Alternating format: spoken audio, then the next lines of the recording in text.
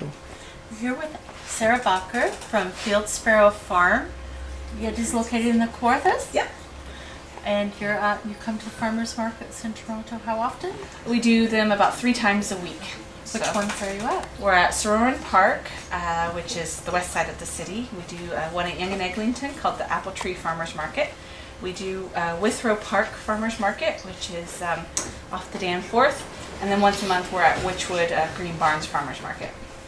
And what I'm really curious about is how did a girl from Dallas end up on a farm in Kawarthas?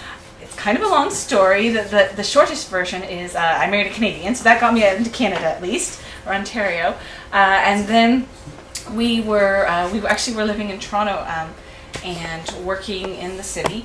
And then we had friends who were looking to buy a hobby farm in the Kawarthas. So their 4 families ended up buying this farm together in the Kawarthas.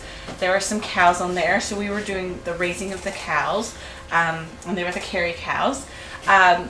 And then one of our Amish neighbors ended up selling off his herd of Angus and selling off his equipment. And so we sort of jumped in on a larger scale, and that's when we started doing the farmers markets. Because before that, we were just doing it, selling meat to family and friends, kind of, aside here and there on a small scale. So we took the plunge about 3 years ago, and we rent a farm property now. That's our sort of enterprise, which is different from the farm we originally started. So yeah, it's kind of a I don't even know. That's the answer. I don't sort of when I think about it. How did I get here? Circuitous. Are you doing an organic farm or? We're not certified organic. We do as many organic practices as we can. It's naturally raised is sort of what we call it. But all of our beef is grass fed, so they get grass all summer long, hay in the winter. In the winter and spring, we do finish with a little bit of locally sourced oats and barley. And then in the late summer and early fall, we have grass finished, which means they've not had any grains. So no corn. No corn, yes. There's no corn in our feed. The dirty word. Yes.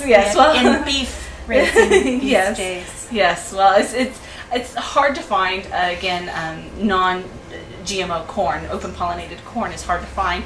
And as most of you have read and know about, cows don't really need corn. Basically, corn is a way to get a cow fat quickly. And again, you lose a lot of flavor through corn feeding, whereas the grass, the reason cows have 4 stomachs, they were meant to eat grass. So I think one of the other interesting things about your farm is that you're trying to preserve songbird life. Mm-hmm. And how are you doing that? Well, we do sort of, basically one of the easiest ways to do it is just continue to grazing pasture. If you don't let your pasture be grazed, trees spring up and it becomes a forest. It takes a while, but it becomes a forest.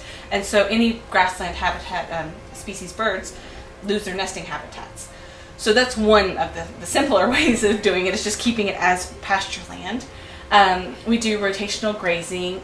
We do delayed haying. So again, you can get the nestlings out of the nest before you mow the hay. So we're in the process of looking to buy a farm property, and we're hoping to get some.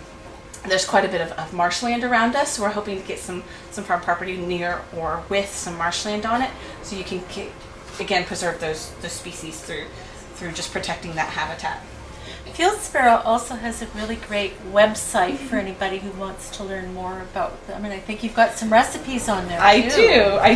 I like to. I won't sell it if I don't eat it. And they sell really great short ribs. Oh, thank you. Thanks, Sarah.